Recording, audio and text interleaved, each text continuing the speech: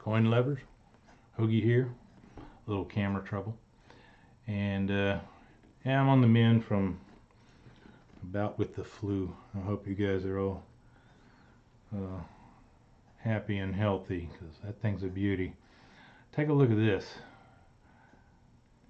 We got here Morgan. I also have a case of Morganitis, as you all know. Here we got the 7/8 tail feathers variety with the 1878 filly. The original had 8 tail feathers, of course, and somebody piped up and said, wrong, got to be 7. And so they had some dies. They I think they re-engraved right over the dies and tried to turn them into 7 tail feathers. So we end up with some that look like this. This one is what they call the strong variety. There's also the weak.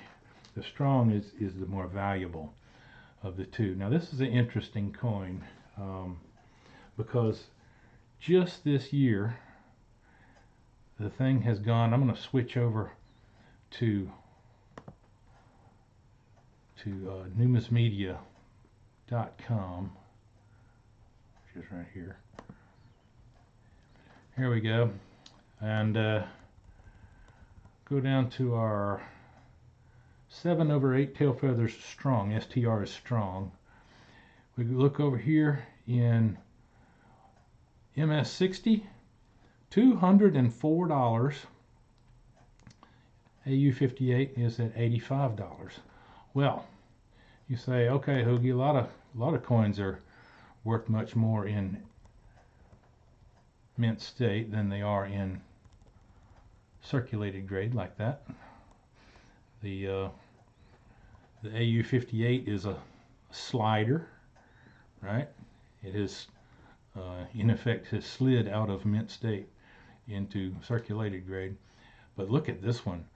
This is just for this year. Today's January the 10th. So in 10 days that baby's gone up. In MS60 it has gone up 41.67%, and the AU58 is basically exactly where it was at New Year's, as one would expect. What's going on here? Well, not really sure why it's doing that. You can look up here. You can use this. I like to look at these sometimes. Let's click on the AU58 graph and see what that's going to show us. It takes a second for it to come up. It'll fill in that part right there. And I got no mouse again. Not because it doesn't work. I left it at the office. But holy hockey sticks, Batman. Look at that top line. That's the MS60. It goes along flat, flat, flat for years. It jumped a little bit in 18, flat again, and then the last little bit here has leaped all the way up to $204 for MS60. That's a big margin between the $85 of AU58. And so this coin has been a real star here in the first part of 2020. So you know what the question is now. What do you think? MS60, AU58, or some other grade? What do you think? Those are contact marks on the eagle's chest right there. It looks just like the edge of the Morgan dollar has doinked in that thing right across the eagle's breast. This is the B reverse, as indicated by the parallel arrow feathers, and it's also indicated by the presence of that A touching the east wing right over here. But the B reverse has those features. Also the flatness, the very flat eagle's breast, where they reduce the relief on the B reverse. Take a look around. We're looking for wear on the high points. This area here is a high point. Eagle's chest, middle of the chest would be a high point, except that it's got the concave breast, so it's kind of a circle around the concave part. Over here is kind of high. The eagle's neck has some high places on it, and the eagle's legs, those woolly looking feathers on his legs, those are high points, and the claws, talons rather, they are high points. I'm going to flip this over. Let's see what we got. I'd like to look at the whole coin first, but for the sake of time, we're going to do it this way. Okay, there's your hairline. Everybody likes to look at that hair above the ear first for signs of wear. The upper hairline, looking for signs of wear. Okay, take a look at those cotton bolls. Those are cotton bolls. And those are cotton leaves just above the cotton bolls. Take a look at those. Careful look at those. More cotton leaves underneath the cotton bolls. We'll take a look at them down through there. Check them out. High point on the coin. One of the major high points is right here at the tip of this Phrygian cap. The word is Phrygian, folks. It comes from the area that was once called Phrygia. The people of Phrygia wore a red cap that was kind of like this, kind of triangular. And it became known as the Phrygian cap.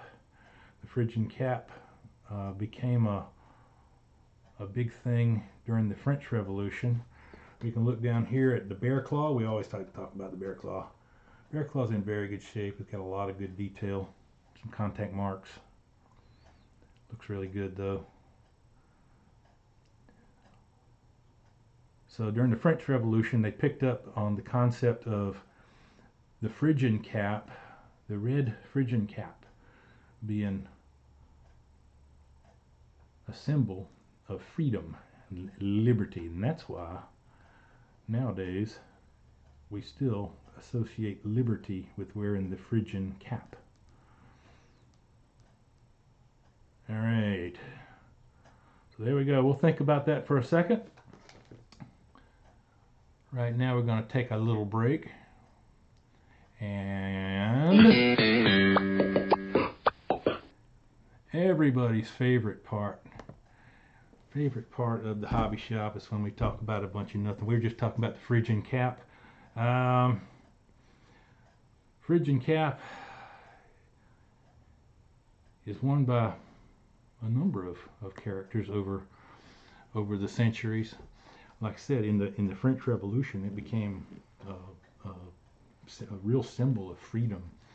And gosh, it's been immortalized in coins and in sculpture, in art, and of course these dudes right here too. Yep, the Smurf. That's Papa Smurf, I think, whatever they call him. He's got it going on, and the others, they wear a Phrygian cap too. They don't always have a red cap. I don't know why, but Papa Smurf has the red cap. This has been the section of the show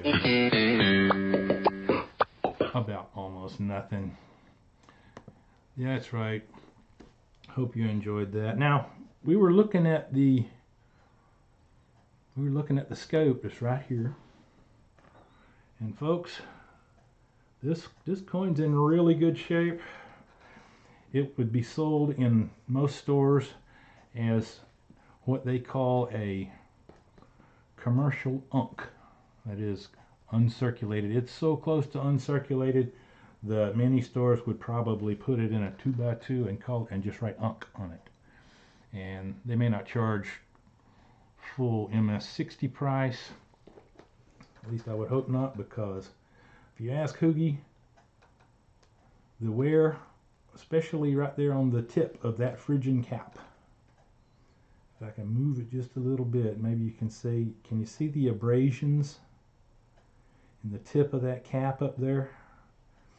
I think that, and along with some roundness around the cotton bowl on the right, this cotton bowl here, that to me indicates that it's got a little wear on it.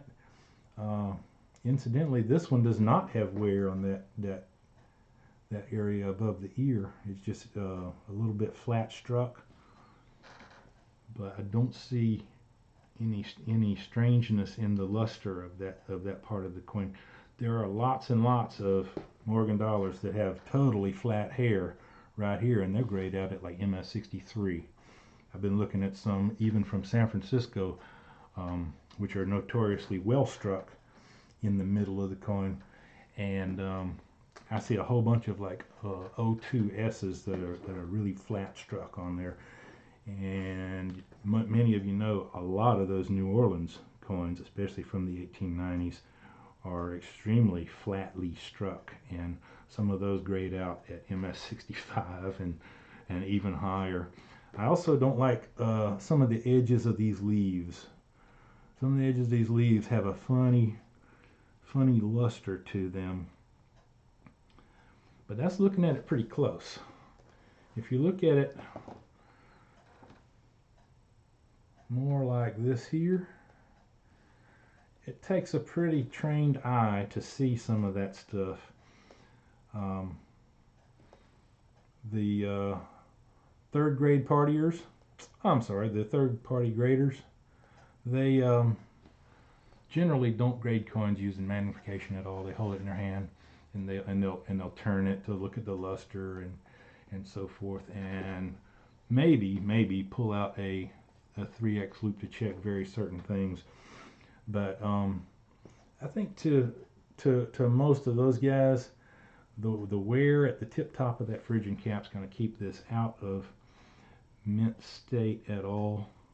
And like I say, it's a darn shame, because this baby would have just jumped like over 40% in value, at least according to numismedia.com. So there you have it, folks. The 7/8 tail feathers. Watch for it. A lot of those coins, by the way, at the top of the chart from 1878 have been in the green, and a whole bunch of other coins have been in the red. So take that for what it's worth. And if you have mint state 7/8 tail feathers, you might consider selling that baby now before the price drops. Anyway, I'm Hoogie. This has been the Hobby Shop. We'll see you hares next time, and hope you all, like I say, are feeling happy and healthy. We'll see you guys.